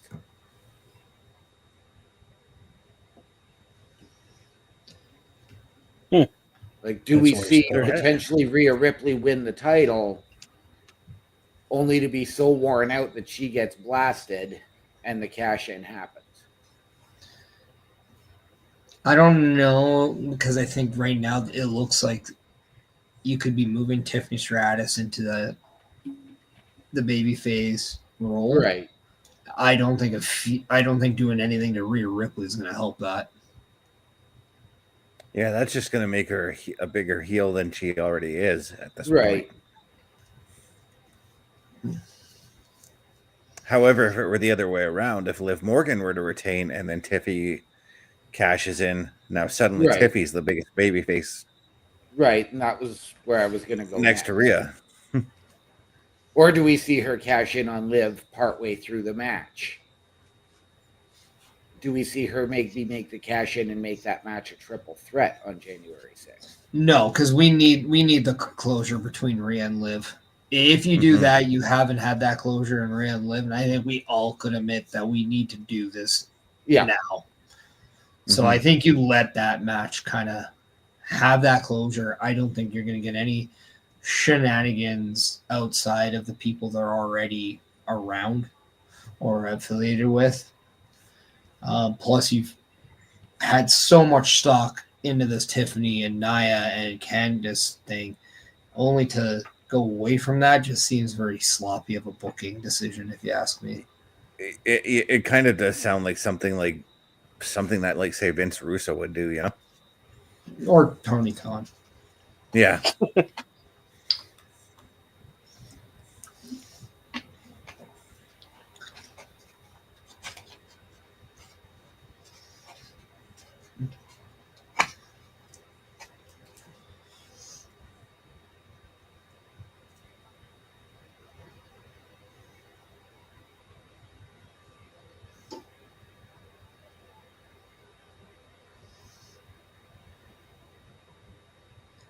Was Nia always able to wear the title? Nope. Good for her. She Yeah. literally, like, in her first run, she had to carry the belt over her shoulder several times. Good for her. Even, yeah.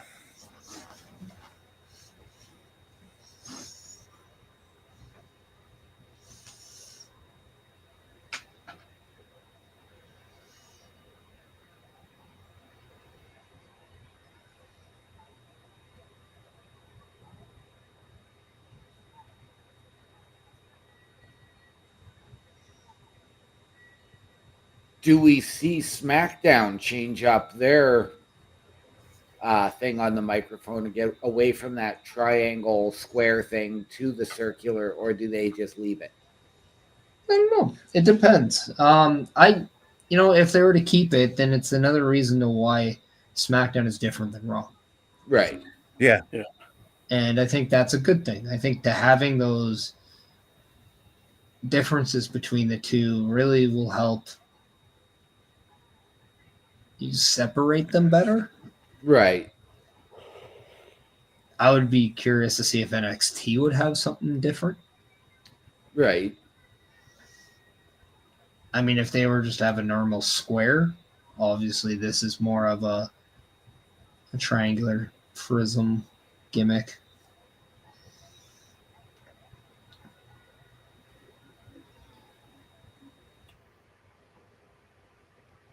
I gotta say, I like how Naomi and Bianca already have that tag team look. Yeah. The only thing that doesn't fit is the boots of Bianca and then the glow of Naomi's shoes. Mhm. That's their unique individuality coming together in a tag team.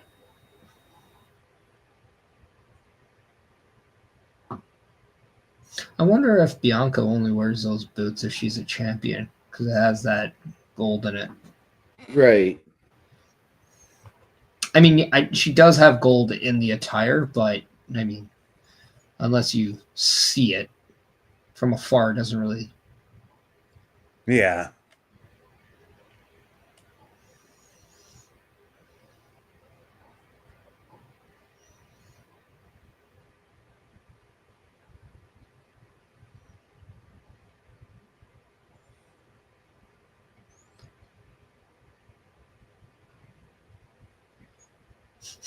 Sometimes when I watch Bianca get ready, it's like, player one, fight. Right. Right?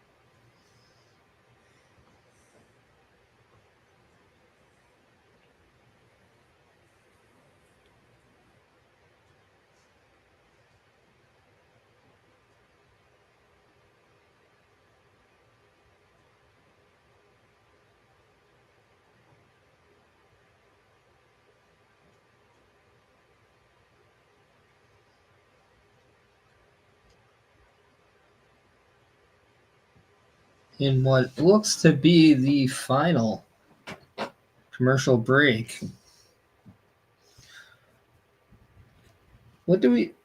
Let's kind of go around and let's pick one person that we think should, whether or not we want to, or whether or not we think will be a member of the SmackDown roster following the trade portal.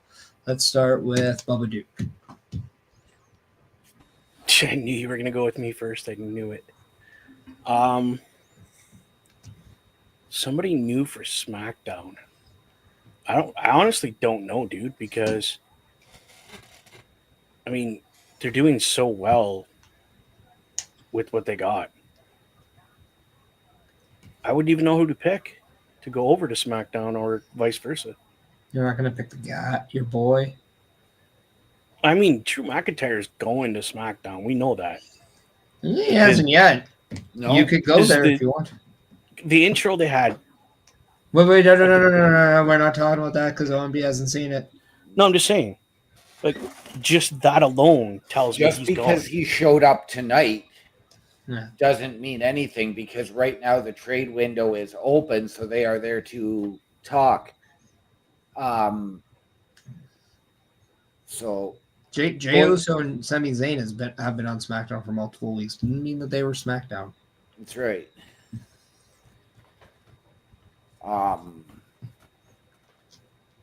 Going to SmackDown, I am going to go off the board here. Damian Priest. Okay. I'm going to pick a tag team that I think could be beneficial over on SmackDown. And I'm going to go with Cruz del Toro and Joaquin Wild. I feel like they could help bolster at least the face side of the tag team division on SmackDown. And I feel like there's maybe going to be more opportunities for them as a tag team there. I'm going to go more outside the board here. We recently saw him tease losing his smile. I think a great fit for SmackDown would be All Ego, Ethan Page. I like it. I can get 100% behind that for sure. Yep. I would like to see him, and if LA Knight stays on SmackDown, I would love to see those two have a match.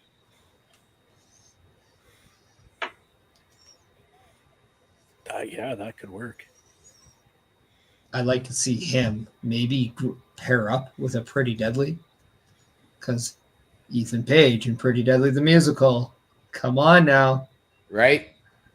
You know, you actually triggered something there, and I kind of thought of it, but I feel I started thinking a little bit about that, and I kind of think Ethan Page might have been a better fit for the Max Dupree character than LA Knight, to be honest with you. I don't think Max Dupree should have ever existed. Well, I mean, like they could have brought Ethan Page. Say they brought Ethan Page in, but still keep the Ethan Page name, just him doing that thing, you know. They could have done a lot of things. Sometimes it's the things you don't do that people should talk about. It's like Shorty G. Right? I also think that when he returns from injury, and I don't know when that's going to be, I think you see Dragunov move to SmackDown. I think Dragunov is still out for a little while, is he not? Yeah, that's why I said I don't know when he's coming back.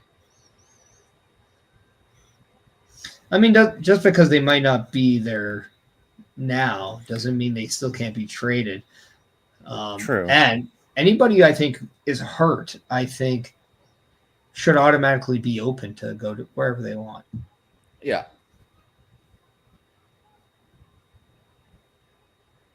True, because even in the draft, they have drafted injured wrestlers. So Yep.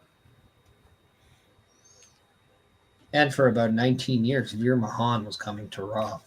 Right. yeah, Veer Mahan may be coming to SmackDown then. No, Veer Mahan got fired. Yeah, Veer Mahan will be competing in the Elimination Chamber, damn it. Against that's why you John got your Cena. ticket, OMD. Damn right. And yes, I have to admit that I am excited that it will be, John Cena's last visit to Toronto.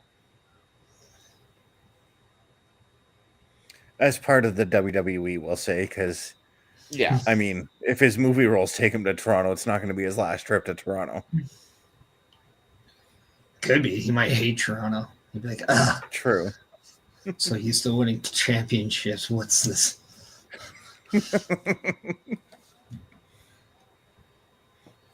Didn't he do a movie called 12 Rounds? Yep. He did.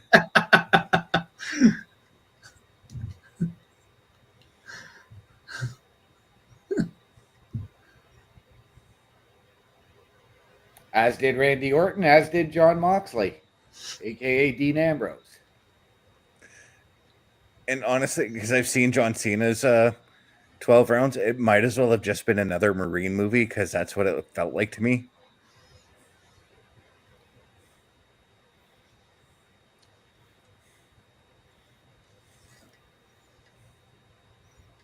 You know what? I have to admit I enjoyed 12 Rounds more than the original Marine movie. Well, T-1000 actually stole every scene in the original Marine movie. Of course. How do you go wrong with Robert Patrick? You just don't as a villain, because he's just awesome at it. Well, I've honestly never seen him play a good guy.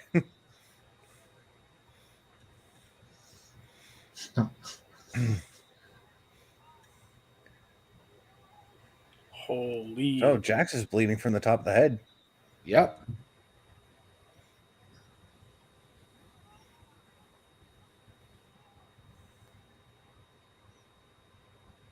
Oh, that's a... Jeez. That was impressive. She was a distance away. Yeah. Oh.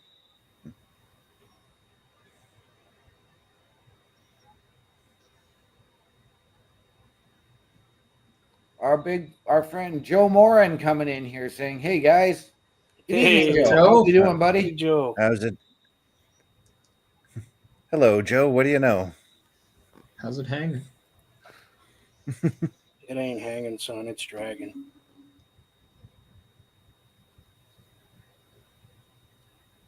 Nice. I didn't know you knew that about Joe.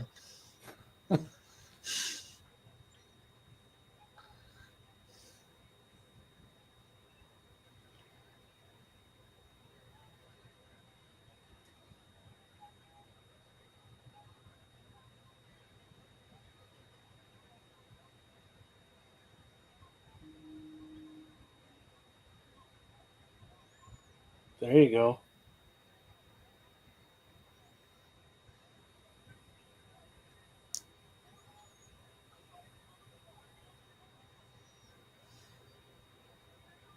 Now that is, yep, that is what I thought was going to happen.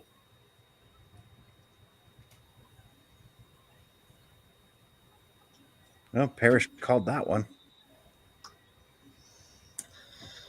I wasn't sure where OMD was, so I had to stop myself. I've got the finish. Oh, okay. And that's awesome, dude. She earned it.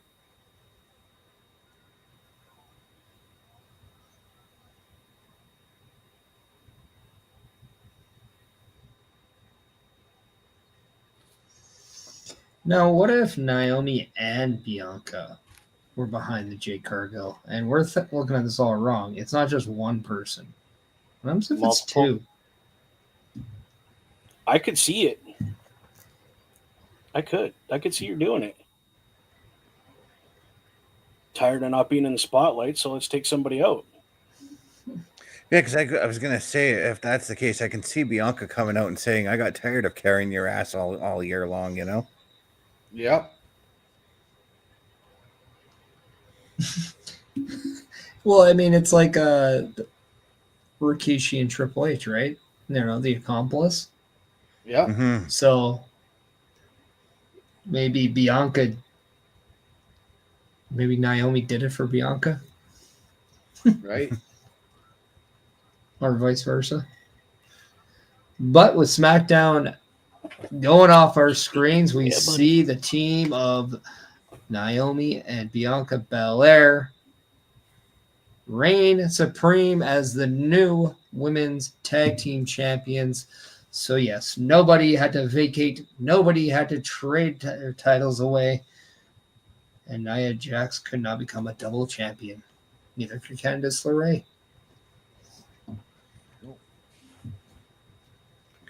And something tells me, because of how everything kind of unraveled at the end there, that to further the story, Candice is going to pin the blame on Tiffy. Yeah. Of course. Actually, I think it's going to be Nia that puts the blame on Tiffy as opposed to Candice. It'll probably be a combination of the both of them pinning their blame for their own reasons on her, you know?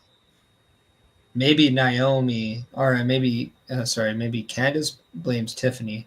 Tiffany blames Candice, and Nia blames both of them. I like that too, because then, and then they can have a match,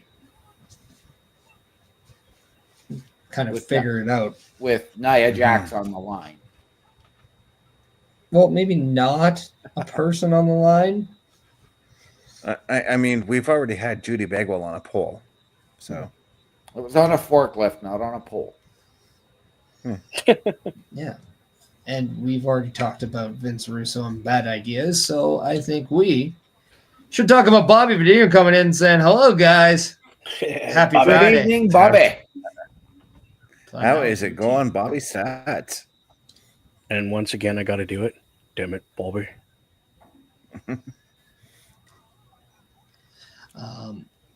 But yeah, speaking of stats, let's talk about them stats that we put on the social medias that we also call the socials.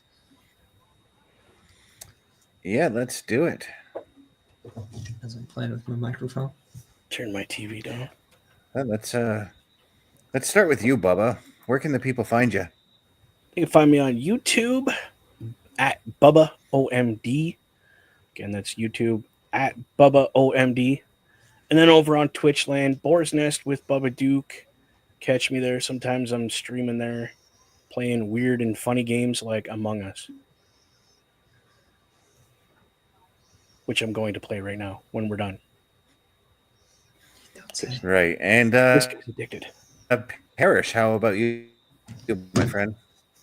Yeah, you can check me out on my Linktree at Linktree/Chris Parrish. You can check out my socials, especially the ones like the X account, the Instagram account, the YouTube, the Twitch, and the Facebook. Why? Because those are the 5 destinations that you can check out. The Chris Parrish Podcast live every Sunday at 12:15 p.m. Eastern Time. And then if you want to check that out, you can also check out my sponsors, Beercade YEG, where you can find them at 10544 82nd Ave in the Edmonton area. And then if not, you can check them out on Facebook and on the Instagram, and you'll be able to check me out at Beercade for the next AEW show just in a couple of weeks. So come say hi and let's have a couple of bevies and enjoy some good old long-lasting wrestling.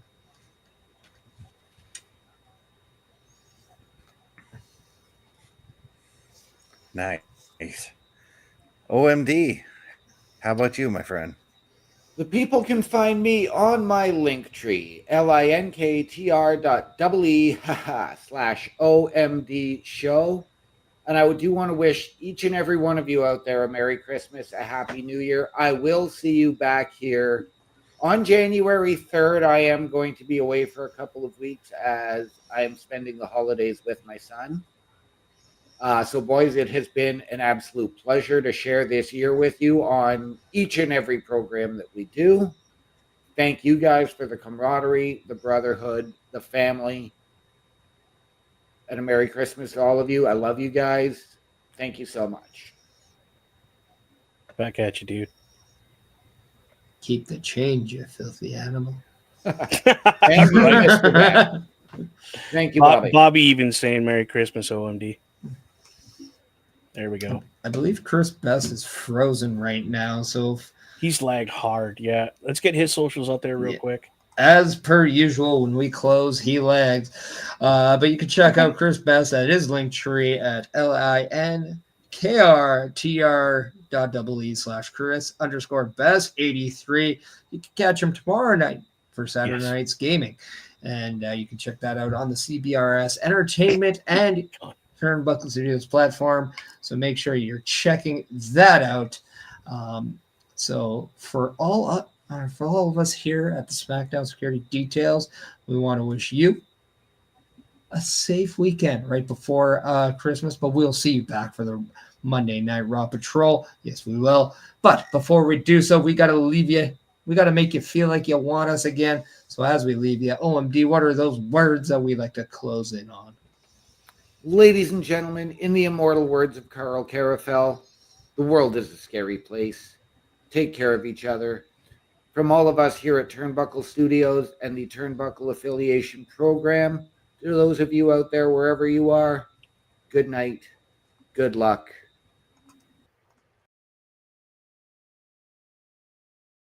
I'll be there when you're down, when you're losing your crown, till the afterglow, the afterglow.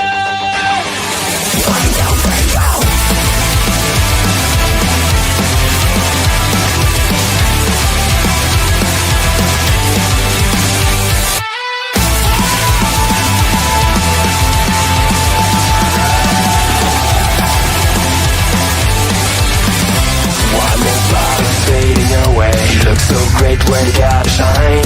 One more thought of you is gone now, as you keep smiling at the crowd.